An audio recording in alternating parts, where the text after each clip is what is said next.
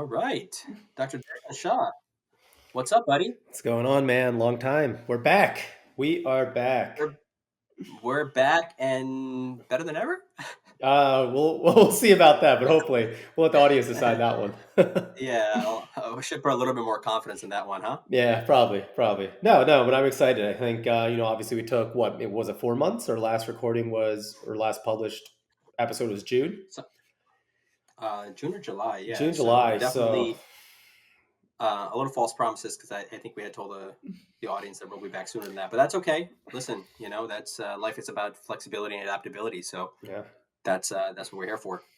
But first off, big congratulations to you. You are now a full-fledged attending doctor, already survived your first natural disaster. yeah, that's right. And he means a You were hurricane, not any patient craziness. So well. Tell the listeners where you are. I think they probably remember, but you're down still on the East Coast. Catch us up with where you're at. Yeah. So obviously, graduated from Penn State Hershey and now down in Tampa, Florida. So wifey and I made the big move down here. Really just good opportunity for what I wanted to do with, the inpatient rehab, skilled nursing facility, with, hopefully, as we always talk about, potential of a private practice, getting into wellness, things like that, lifestyle medicine. So that was really one of the big reasons to move down here. Plus the weather, being outdoors. I mean, it's just the way of living down here in Florida is very, very different than the Northeast. Everyone you meet has a big open heart. Everyone's looking to relax and enjoy life, and especially in Tampa, where you have so many transplants. Like every other person you meet here is from the Northeast or Chicago or Ohio, New York, Boston, Philly. So we made a lot of friends who have also moved down kind of for those same reasons. So it's a really good friend group down here. A lot of good people down here that you can kind of bounce ideas off of, share philosophies and just understand life and grow. So that was really the big reason we moved down. Yes, and you got a good taste of why people avoid Florida as well. A little Yeah. scary. You want to tell what was the? I don't even remember the name of the hurricane. What Yeah, was it called? yeah, Milton. So we had Hurricane Helene a week before that, which luckily didn't come to Tampa. It was off the Gulf Coast, but a lot of people from the wind got impacted from Helene. And then a week later, we had Hurricane Milton, which landed as a Category 3. And so, I'm not really afraid of natural disasters or hurricanes, but it's different, obviously, being in Florida where you're getting like directly hit by it. So it landed as a Category 3. We actually evacuated our area because we're nearby the water. Actually went closer to the eye of the storm. So, what they always say is you want to run from water, but hide from wind. And so, we chose to go where the wind was, hide from the water because we were afraid of a storm surge. So, essentially, what that means is the water can go up to like 6 feet above sea level, and Tampa's not really built for hurricanes. And so, the last direct hit here was actually 103 years ago, prior to Milton.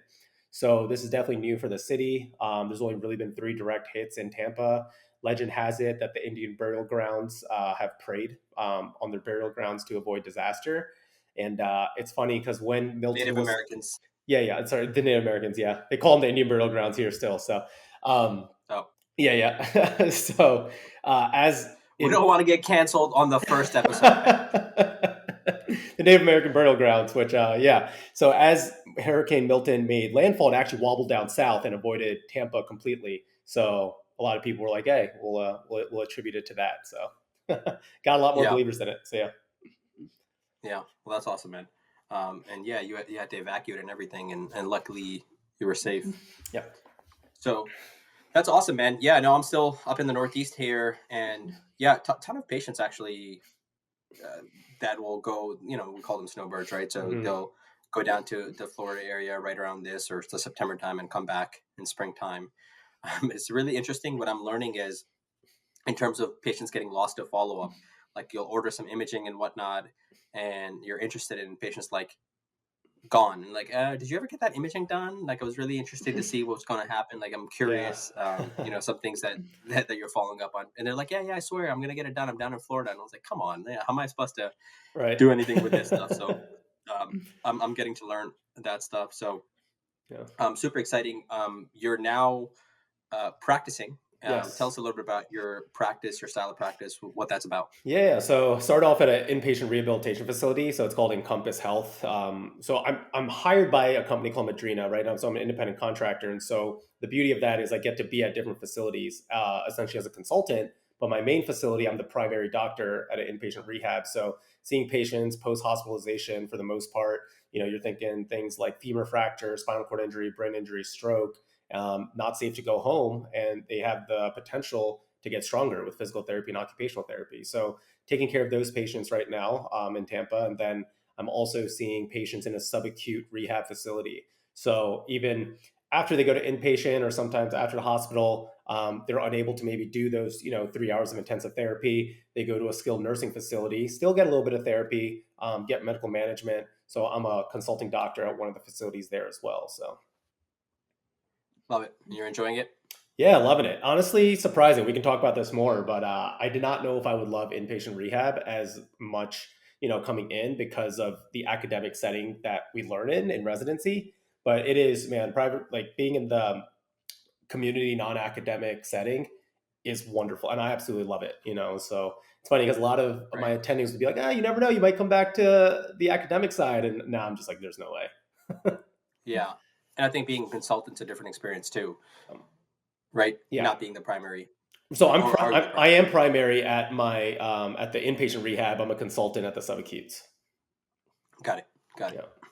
Well, that is awesome. Yeah, and I've been doing some inpatient rehab consulting stuff as well, where I'm not the primary, which is, Mm, I would say, even sweeter.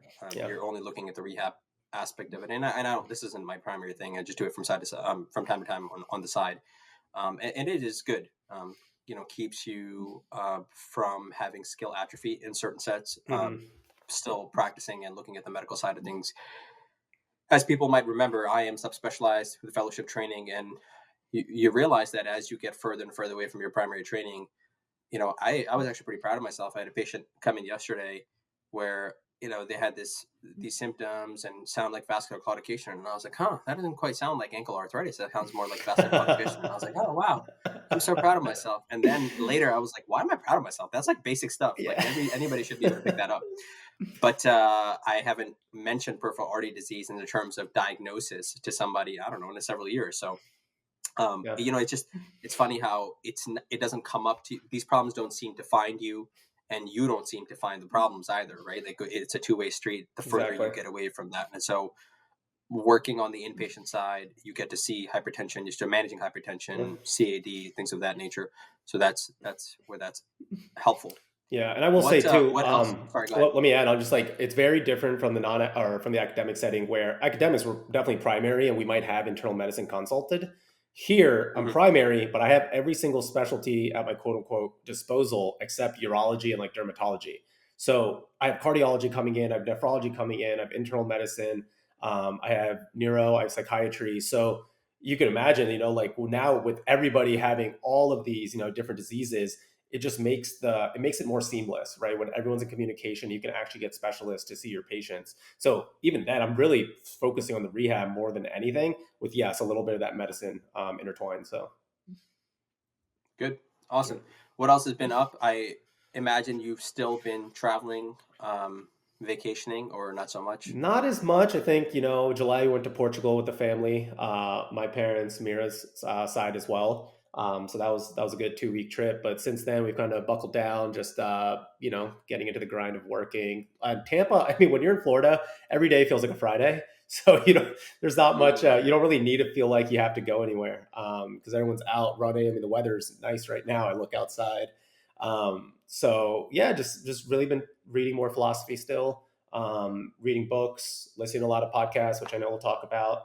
So yeah, just kind of staying and doing the same old things, working out, getting to fitness, trying to figure out that routine. So yeah, how about you in these last Love few it. months? Well, I don't know if the audience knows, but I had my first surgery. I wouldn't say major surgery, but I had my first and only surgery, and I guess it was a hip scope having done, which was a very insightful experience, and a lot of lessons to be extracted from that I'm happy to talk about either today on a future episode.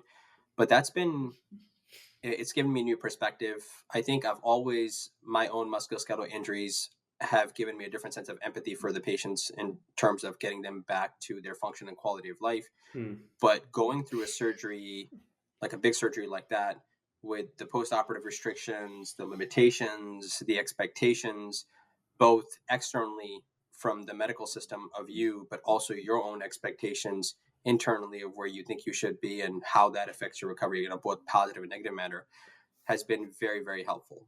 I Yeah. think the most profound insight that I've gotten from that is the actual the actual effect of immobility and not putting load and challenge through your body, right? And so what I'm finding to struggle, and I'm 35 years old now, and so I'm not old, but I'm also not a young lad, where the amount of muscle loss, not just on the right leg that I had, but just systemically, because I was, for the most part, recovering and bedbound and limited with how much I could train, was very noticeable. And as a result, like I ended up just kind of replacing that with body fat, and it is really an uphill battle to try to get that back.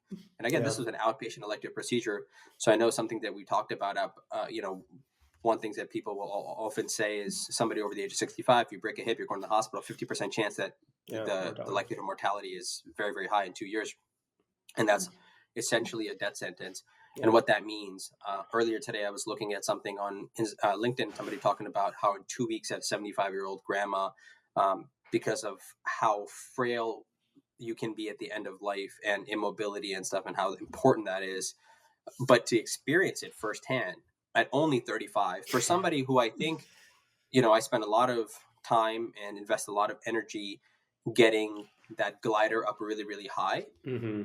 um, but how quickly it falls after just something, a minor setback in the grand scheme of life. Yeah. It really gave me a different sense of appreciation about trying to preserve that even more so, and doubling and tripling down on just exercise and the value of that. So, Dude, I totally think this deserves its own progress note. Like, I would love to pick your brain on, like, the mindset that you had before and after, the way it's changed how you talk to patients, like you mentioned, even your fitness program, right? Like, how you decided to manage the willpower that it takes, right? We talk about taking medications, getting to the gym, being a father. Like, how do you balance all these things, knowing that, like you said, you're 35, you're old now, not really, but it comes to that point and that realization where you're like, holy shit, I'm in my 30s. Being an athlete, you never think you're going to have that situation. You never think you're going to slow down. You know what I mean? Like, I'm going through that a little bit right now. I'm sure. like, dang, I do have to take it a little bit easy. Like, I'm not the same 20-year-old sprinter that I was. Like, I do have to worry about injuries and things like this. So I think that would be a really good episode, I think, for a lot of just a lot of our audience, young, old, middle age, because they're all going to Awesome. experience that transition for sure. Yeah, we'll do that. And then, I even did a deep dive into how to optimize nutrition going into surgery Mm, and for recovery and stuff. So we can always touch on that as yeah, well, because I think that's another thing that doesn't get talked about often. right. We talk about rehab protocols, we talk about precautions and positioning and the physical aspect, but how do you optimize your nutrition and supplementation and things of that nature to help you recover faster and hold on to as much of that muscle mass and function as possible. So we'll table that and we'll come back to it. Let's do Other that. stuff, man. I know I've been sending you a lot of stuff. I Yeah. want to plug in Modern Wisdom with is it Chris Williams? Is that his name? Chris Williamson, yeah. Chris Williamson. God, I think it's my new favorite podcast, and I'm sure people have come across it. Over one of a British guy now living in Austin, as I understand it, puts Mhm. out 2 to 3 episodes, and he's approaching 1,000 episodes at this time, which is amazing. How long he have been doing it for years, right? Yeah. Nearly 10 years or something like that, in order to be able to get that. But I've been listening to him a lot. It's quickly turned out to be my favorite one because the variety of guests that he brings on, Hmm. um, and a lot of nuggets in there that I would love to explore with you. But what you mentioned, you've been reading a lot of philosophy and books, so tell us the stuff that's come across you that's been your favorite lately. Yeah, actually, what's interesting, I've been reading a lot of Christianity. One, because I feel like it's just easier to understand. I feel like all religions talk a lot about the same stuff, right? Um, Christianity, I read just recently. I don't even know how to pronounce it. Ecclesiastes, but it's a book of the Bible. But it really just talks about what vanity is and good versus evil in this world. And it really kind of, I almost felt like it was a good response to the Hormozy episodes that you were sending, because they talk about like we labor, but what's this labor for? What is the purpose Mm. behind everything that we're doing? So it's a really short read. There's, I mean, a lot of different perspectives that you can take away from it. From the religious sense, it's of course fear God, to keep your head down, do the work. But from a larger, I think, more modern sense, it's really about how do you balance that joy you can find in life, but also doing the work and not necessarily chasing or doing the work to chase what he calls the wind, which is the money, the fame, the popularity, right? And I think that's where Hormozy from those episodes kind of touches on, right? It's you do the work for the work, and that in itself leads you to personal growth, personal development. Yeah. So for those who don't know, you're talking about Yeah, Alex Hormozi, an entrepreneur, philanthropist. I think made his mark in building up brick and mortar businesses and then scaling them. And really, it seems like what the business that he was in was scaling gyms yeah. and making them larger and larger, and kind of selling that process, and then and investing in other companies and startups and actually helping them scale. That's kind of what he does. Very similar to, it seems like, Dan Martell, the one that Mm-hmm. I sent you. So I'll point the audience to, there's a series, I think Alex Hormozi has been on their Modern Wisdom podcast maybe 3 or 4 times, and I really liked those. First of all, they're very long, so that's a disclaimer for you guys. But what tends to happen in these is, I guess I don't follow him on X, but I guess from time to time he puts certain quotes out on X, Mm-hmm. and that's like it's almost a journaling method for him. And so Chris Williamson follows him, extracts some of these nuggets, and then they sit there and they kind of discuss his thought process, what that means. He'll elaborate on certain things. They'll go back and forth, and I really, really love that. But again, I sent you some quotes. Yeah. It's really, really interesting how he talks about. So to your point, I think about you and I and multiple guests have been coming on here, and we've got a few coming up. We're gonna have Dr. Robin Tiger come back. She's got another book, and you guys might remember her. She's a stress-free MD, and a lot of these guests have come back, and we've talked about getting away from hustle culture, being kinder to ourselves. That seems to be the movement, right? The words like, or phrases like moral injury and burnout, and these words have become more prevalent, and people tend to use them sometimes even inappropriately. And so as a result, it's all about like, do less work, Mm-hmm. protect yourself. And anybody who's doing too much work is quote unquote toxic, et cetera, et cetera. Yeah. But this guy Hormozy is so fascinating because, and I believe him. He loves to work. That's it. All day, every day. That's what he's doing. That's what he gets joy out from. He's just doing hard work, hard work, hard work. And that seems to be very interesting to me because it's contrarian to much of the health movement today. And he's a pretty healthy guy. Like, he'll talk Mm-hmm. about, I mean, he's a fit guy. Overall, he talks about sleep quality, those things and stuff. He eats well, relatively speaking. Yeah. But in terms of just working, working, working, and working with your head down without really ever expecting to stop working.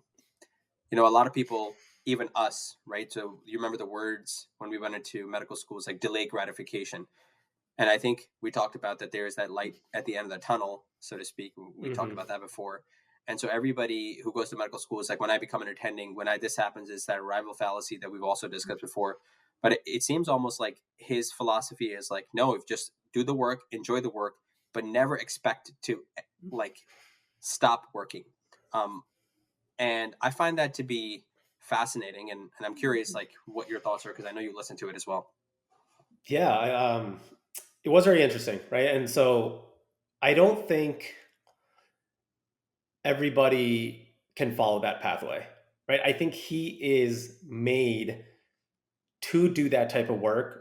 His own mental models are made up of making the world a better place, right? Like, he doesn't believe in owning a dog because he thinks a pet will hold you back. Whereas a lot of other people will Mm-hmm. say, I don't know, the ROI on having a pet or a dog is really, really, really freaking high, especially from a depression standpoint, things like that. And I think it really depends on what you're trying to chase, right? And I think for him, he fell so much in love with the process that the only way I still feel like every single person in this world is trying to accomplish something. And I've heard him before say he wants to be the most jacked billionaire the world has ever seen. Mhm. Right. So maybe Yeah. those are his motivations, right? It's fitness. It's in order to become a billionaire, you're going to have to put your head down and enjoy the process. But I do agree with him in the fact that if you put your head down and you learn to work, you're automatically going to change your philosophy over time in life. You're going to learn things about yourself. You're going to learn about failures. You're going to learn what it takes to succeed, right? And that's not only within a business perspective, but when it comes to fitness, because in order for your business to succeed, you got to have your health to succeed. You got to have your relationships to succeed in order for your business to succeed. So it seems like he's working on this project, but by going so all in on it, everything else has to get better because it's forced to, right? And so I'm also reading Elon Musk's biography right now by Walter Isaacson. And so, a lot of people will shit on Elon Musk, right? They're like, he's a terrible person. He's not a good father. And, I always ask people who say that, well, what do you want him to be? Right? Like, what do you want Elon to be? Because if he were to be the best father and the best boyfriend, husband, and this person who was socially acceptable, then you wouldn't get SpaceX. We wouldn't have the possibility Mhm. of having human civilization going to Mars. You wouldn't have Teslas. You wouldn't find new ways of energy, right? And so Elon's Elon because of that Hormozi mindset. He is so ingrained in his work and he expects that culture with everyone he works with, which is why when he took over X, he fired like 75% of the people because he said, you don't fit my agenda. And, in that podcast, they talk about how that's not a bad thing. Like, I don't know why people look down upon that because if you're trying to accomplish X, or I shouldn't say X because the company's called X, but you're trying to accomplish X, Y, Z, you need to, in order to do that, you have to do what you have to do. So I do find it really interesting. I don't know how much I would vibe with the Hormozi mindset, like one to one, if that's an exact fit for me. But there are aspects to it where I can definitely appreciate. Have you seen The Last Dance? Yeah, Michael Jordan. Yep. Mike Jordan, yeah.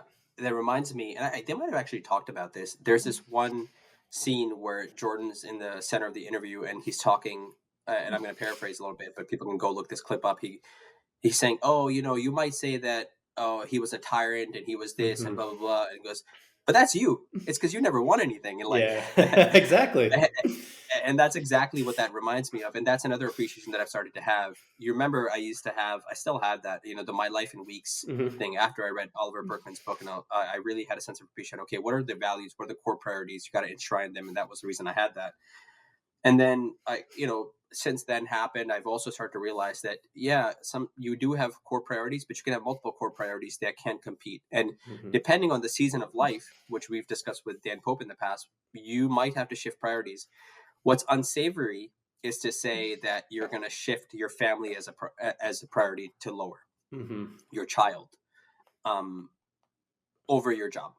But we do this in medicine all the time. Everybody in medicine does this, right? People who go into military professions do it all the time.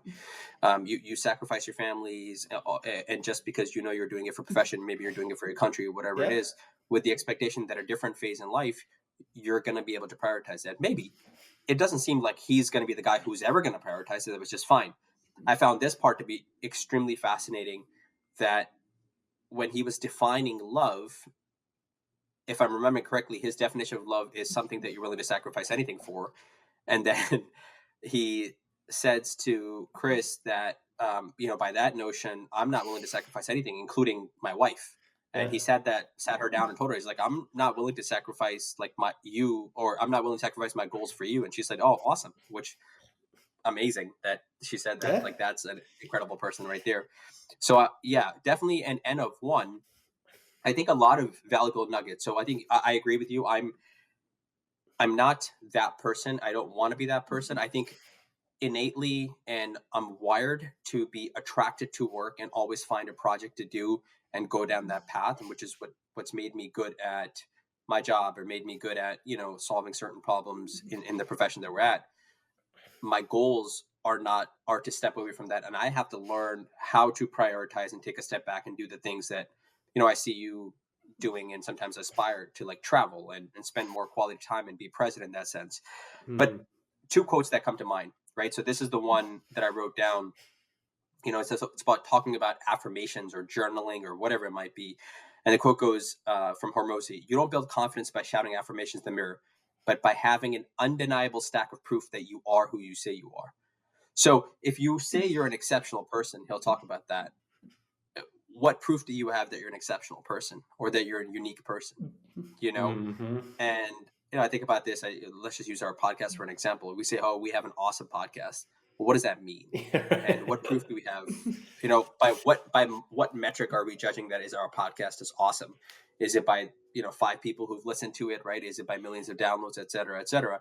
And so he's Hmm. very, very big in that. Is show me the proof that you are who you say you are.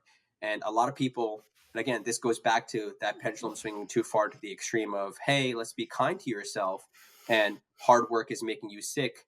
And I think it makes sense because there's a correlation of mental health being on the rise, our recognition of mental health on the rise, and understanding that hustle culture and mentality and too much type A is Hmm. contributing to anxiety unnecessarily. But saying, okay, let's just completely pivot. And Hormozy says, no, no, no, no, no, no, no. If everybody just keeps putting affirmations in the mirror and nobody actually works, you're never going to have SpaceX. You're never going to have billionaires. You're never going to have all that kind of stuff.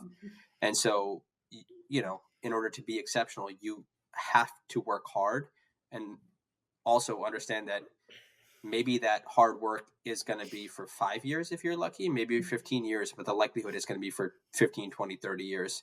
The Rocky montage, as they say, it's not 90 seconds long. It's Yeah. 9 years or 10 years long with no end in sight. Yeah, yeah. There's a lot of good stuff in regards to that, right? I mean, he talks about if you want to be exceptional, you have to be the exception, right? I mean, it's in the word, but Mm-hmm. how often do we actually think about what that word means? And even when it comes to affirmations and chasing the wind, what is it that we're trying to do, right? And I talk about this with Mira all the time. I think it really comes down to social constructs. We are all bought in to living in this world. We wouldn't be here with laptops having a conversation with podcasts trying to get people to listen to it if we weren't bought into the quote unquote game, right? And he talks about the infinite game that never ends. But I talk about this with Mira that what social constructs, and Morgan Housel talks about this, is you're playing, but you aren't really thinking about why you're playing it, right? So maybe the expectation to have kids, the expectation to go to college, what a relationship is, and what love is, what hard work means, what burnout is, right? These are all social constructs that we've been told by other people. But how can we redefine it, and how can you live by your own standards and your own rules? And so, what I've always believed in now, and I've been thinking about this more with my mental models, is how do I have one foot in the game so that I'm able to be quote unquote socially acceptable. I'm able to quote unquote rise up the ranks. I'm able to put out content and still influence people so that I can build a world that I want. But how can I also have one foot out of that game so that I'm truly just living the way I want to live without any fear, without knowing that, oh, I have to have affirmations that are just approvals of people. So on one side, you have all this approval that you're chasing, but on the other side, it's really just how much can you appreciate yourself, right? Without writing anything on the mirror, how can you just wake up and say, you know what, I'm going to choose to live the life I want, and I don't really care what anyone says. And so it's really tough to strike that balance. But the way I've been living more so rather than Hormozi's way is what Gary Vaynerchuk always talks about. And he says, no matter what you want to do, you want to act like you pull on a rubber band so hard and you want to live on both sides of that rubber band, both extremes. But you keep pulling that and eventually it's going to snap back to the middle. And that's what balance Mm, is, right? And so when they talk about the hedonic way of living, the pleasure, we talk about that's the parable of the Harvard businessman who goes to the fisherman and says, "Oh, I can make you $1 million," and hmm and it ends up saying, "Well, why would I do that if I can just live the life I'm doing right now? Why would I go through full right. circle?" So how can you live both of those things though, right? How can you make so much money and change the way humankind is in whatever way you see, but also live the life that you wanted and that you were put on this earth for? So I just think with the way things evolve so much now, I mean, the world is so different 5 years ago, 10 years ago, 15. The way we think about it, who's coming up as players to change it, it's crazy to think about. And that's why I love these podcasts because they really make you think about purpose. They really make you question your ideals and question who you are as a person at the core. Um, so yeah. Yeah, and here's another interesting thing, and I think for you, you've identified that you actually want to have both of those. You want to have one foot in, one foot out, right? Both of those things are important to you, and in different phases, maybe you'll have, at some point you might have both feet in for a little while in one Right. side and then both feet out, right? And that's Hmm. also possible. Is this game that you're playing? But I think that sounds really sexy. I think that's the diplomatic and the PC way to kind of approach this. But it's also okay to say, I actually don't want both sides. I just want to work. And that's his thing. Hmm. Yeah. Because he'll say that, he'll talk about people will judge him and say, oh man, that sounds miserable that you like get up. And I think he just says like he has like supplements or something on he wears the same shirt every single day. So he doesn't have to think about that. That's Yeah. less, and people might say, oh man, that sounds exhausting, or that sounds like a life not worth living. And Hmm. his response will be, okay, well, by what metric are you judging that? Because Right. I love this. Yeah. I love this shit and I live this shit. And so to me, it's a vacation, right? That whole Mark Twain vacation thing. Hmm. So that's another interesting thing is like, we put our own, others will judge other people by what is important to us without understanding is what's actually important to that individual, Yeah. right? I mean, And, and he's got both feet out, right? He's playing his own game. He doesn't care what you think. right, He's right, legitimately right, right. just doing his own thing. So, Yeah, yeah. yeah. He's not living by his rules. I love. I One thing that I've started thinking about is his tactics, and I encourage people because I'm not going to get it right in terms of how to end arguments very very quickly. If somebody comes and says to you, "Hey," like it says an inflammatory comment about how you look or whatever, and you might just respond with, "Okay, thank you," and Yeah. or like Yeah. I You're forget if that's, right. He but says like you're right. yeah, Yeah. yeah, yeah, you're right. It very quickly deflates that, and Yeah. that's it. That's what Yeah. they're looking for. And so there were so many times where people will try to extract your energy and try to send you an email and do that kind of stuff, and you just simply have to agree because when you go back and you look in the mirror, well, this is a good point that he makes. There's two things. One, you're getting pissed off because there's some truth to that, and if there's some truth to that, just fix the problem, Right. right? If you're actually interested in fixing the problem, right? Or if there's no truth to that, then why are you even addressing it? I really, really love that, and I don't know why we're wired or maybe we're conditioned to have to refute that so Yeah. much. Obviously that's something that he's practiced over time. That's not something that comes naturally. I Yeah. love that. That's a very monk like thing, which Right. is opposite to kind of like a lot of things that he talks about. Yeah. There was another thing that I do want to, because I think I wrote down that you had talked about. Where is it? Oh, in terms of talking about delaying gratification or doing the work. Another way, and I sent this to actually my wife because we had been talking about like what are we doing? We're going through medical school training, going across the country, doing rotations, staying Airbnbs, interviews, et cetera, et cetera. And I think it talks about there's no perfect way to live your 20s. You either live them up and become an underskilled 30-year-old, or you Hmm. work them up and become an underlived 30-year-old. Hmm. You just have to figure out which you'd rather be, accept the trade-offs, and know that there are no do-overs. I love that. That is such a validating thing for anybody in medicine who's 35 years old and complaining Hmm. about how they gave up their 20s. As you didn't. You skilled yourself up, Yeah. incredibly skilled yourself up. Um, so that was really interesting. I don't know if you got that one. Yeah. That was again made me think about again everything he says makes you question your own life, right? I know, like, I look back at my 20s and I wouldn't change a thing. I mean, you get skilled as a physician, but I also enjoyed it. I understood the game early. I understood what mattered. I understood what didn't. I understood where I wanted to be in the future. Not per se exactly what I wanted to do and all those things, but I knew the mindset I wanted to have. I knew the type of person I wanted to be. And so I never really shifted from my core values in my 20s so that I knew in my 30s I could still enjoy it, but still be in a position to make a difference, right? For the patients I see, for my wife, for my family, and still enjoy, right? I think my mo in life is how do you pull out the zest in it, right? How do you just enjoy it, whatever it is? How do you touch all the corners and aspects of it? Um, so yeah, I mean, I think the way he speaks about it, though, again, I think a lot of his frame of reference is about the entrepreneurial journey, and I think by his definition of being skilled in your 30s, I think exceeds mine, right? Like in the way I think about what it means to be skilled, or what he means to have fun in your 20s. I think goes beyond what I even think what it means to have fun.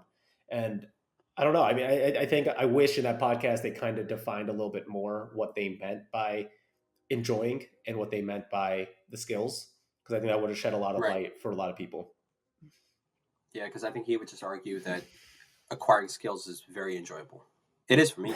Right. Oh yeah, 100%. I Right. mean, who was Yeah. Einstein said, knowledge is ecstasy. So Oh, yeah, I like that. yeah. It definitely is. You know, the other interesting thing that I took away, and actually a little humble brag, but I find myself to be pretty good at this specific concept of knowing what hard feels like before getting hard. Pause. That was great. Yeah, before getting to the process of hard.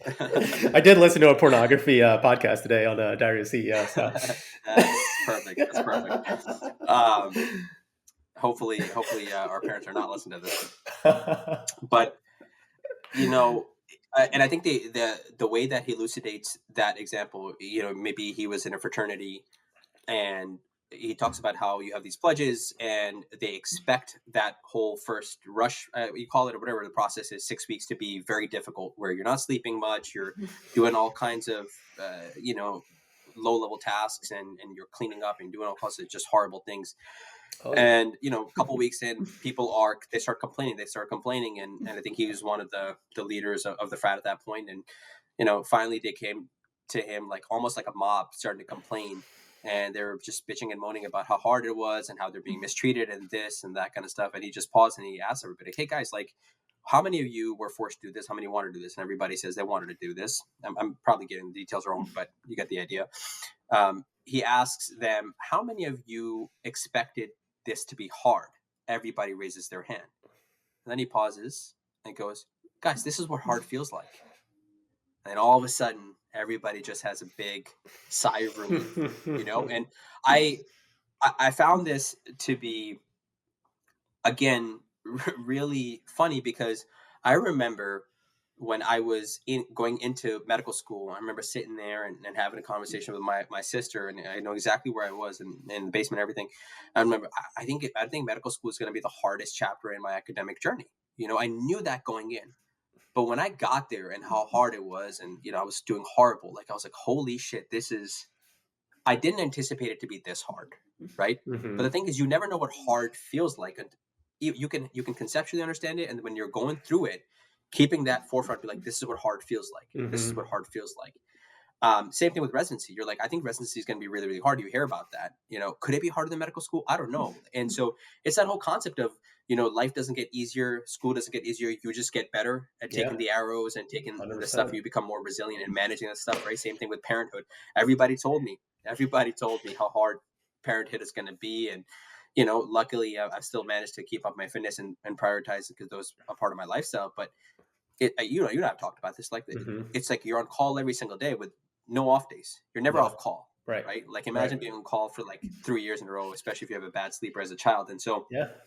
that phrase right there, this is what hard feels like. I feel like I want to get that tattooed on my arm. Should do it. I So know a good anytime. artist. But I've also find some people in my life who will want to do stuff, and you know, I think about the people who talk about starting tasks and talk about picking up projects and say, "Oh, I think it's gonna be good. I think this is doable." And then when they're going through the thick of it, they're just like the most miserable people. They want to quit. They're complaining all the time.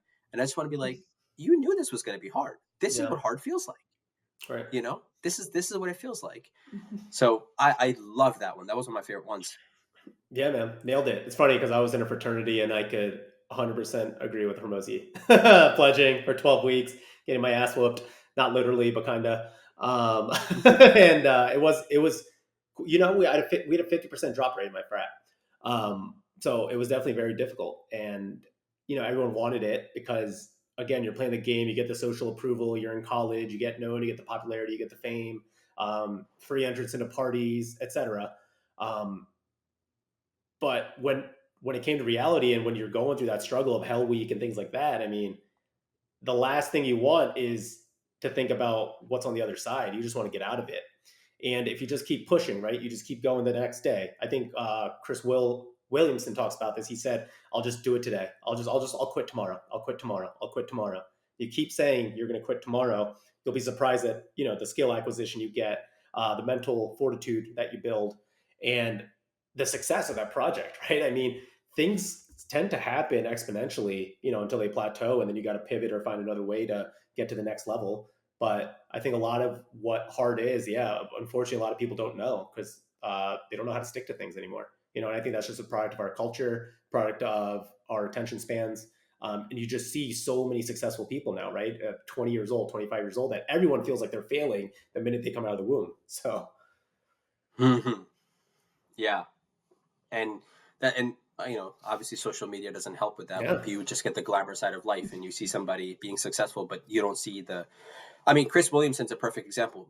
You and I, we've had a different sense of appreciation for podcasting. I mean, we've, aside from that little break, we've pretty consistently been doing this for coming up on 4 years. So just shy of 4 years at this point, we'll say. And people don't understand all the back work. Now, this guy, I felt again seen and heard when I don't know if this is true or not, but he said there was actual episodes that they had 0 downloads and 0 plays.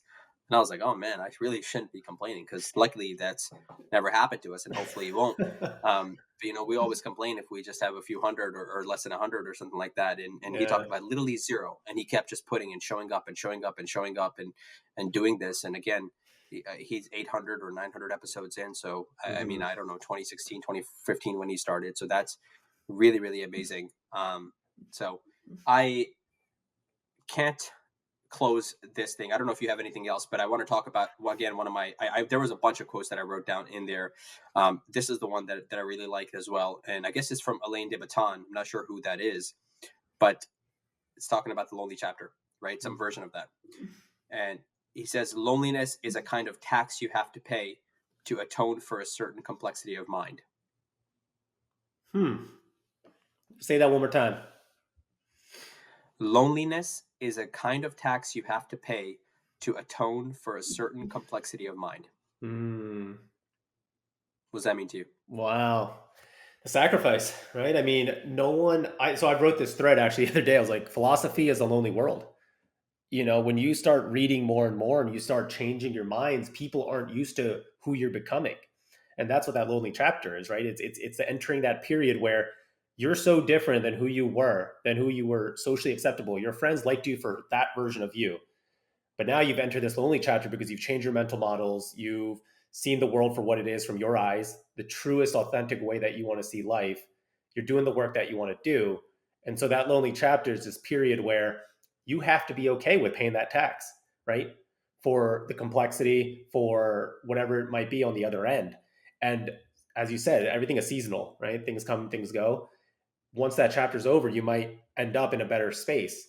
But then again, there probably will be another lonely chapter after that, right? And that is life. Life is going through these different versions of yourself, time after time. And that concept never really hit me maybe until a couple years ago, right? I mean, it's hard when you're in your 20s and you think you know everything, you think you're immortal, you're just starting out working, you're starting out making money or whatever it might be, and you think life might be the same, for the next 50 years. But things happen at such a rapid pace. There's no way of planning the next 5 years anymore. He even talks about this in his podcast that he now plans just like the next 2 weeks because you never know what opportunities in this infinite game in different parallel universes can come at you. They're just going to change the course and of the path of your life. And so, I mean, bringing it back to that lonely chapter, I think it's a necessary thing, necessary time period if you want to become the best version of yourself. Yeah. And just to build off that, to your point, you can certainly have multiple lonely chapters throughout life. And you also don't know how long or short each chapter is going to be. Mm-hmm. It could be months, it could be years. And that's the part that gets to be really difficult. And maybe the interval between lonely chapters is very, very short. And you could have 2 very long lonely chapters with a short unlonely chapter in the middle. And that's what makes it tough, especially because we've spent a lot of time over the last couple of months, and there's good literature coming out demonstrating the power of social connection. We're big into longevity. We also start understanding that, hey, that social connection piece, especially later in life, can really add value to your, again, long-term, your health span and lifespan. I think Sahil Bloom's the one who had all those amazing Mm-hmm. graphs on Instagram or something, right? About Yeah. how lonely you are later in life. And so Right. I think the point is actually even Sahil Bloom in that makes us get very comfortable being alone and being comfortable with the person, because that's where you're going to spend most of the time. But the lonely chapter is a slightly different concept because it's actually, I guess, shifting that graph earlier in life when you're trying to grow and change your mental models, which doesn't necessarily jive with life. But yeah, I think that was something that resonated with me. I think this is why, actually, one of the reasons I missed doing this with you is so we can continue chatting about these things. And yeah, man, I cannot recommend those 3 episodes highly enough. Again, I know they're very, very long, so just take it in chunks. I think they're probably average 3 hours a piece, so that's going to be somewhere in the neighborhood of 9 hours for people. But can't recommend the podcast Modern Wisdom enough. A lot of great episodes on that. I think he had the one with Ben Shapiro, Mm-hmm. phenomenal. Really love that. He's had a couple with different people. I mean, he talks about current topics, but also, he has Mike Isatel on there. So again, he's very versatile Mm-hmm. as a podcast host, and so I think that's really awesome. Anything else that you want to touch on? I want to talk about anti-establishment content creators, but I know you got some plans tonight, so maybe we Yeah. can always Yeah. table that in. Sweet. You tell me. Yeah, yeah. Let's do it another time. But I think again in these 4 months, I think we've both.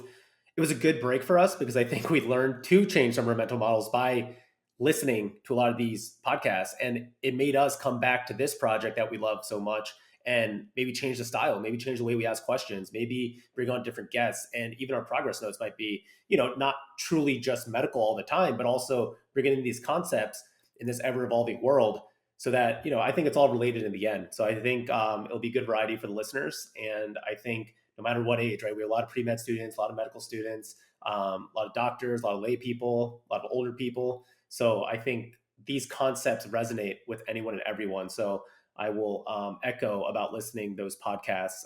Yeah, they're long, but they're addicting. I mean, one hits and then another hits, and you're like, man, this is just keep going. Yep. Yeah.